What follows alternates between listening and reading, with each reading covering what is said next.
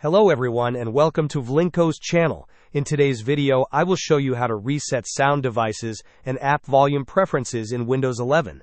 And now let's get started.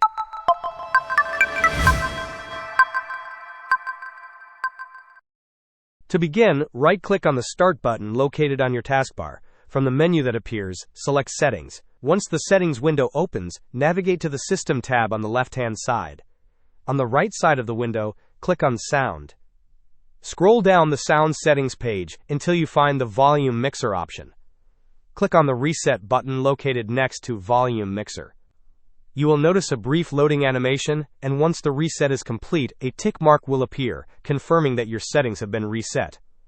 Hope this was helpful. Don't forget to like and subscribe if you enjoyed.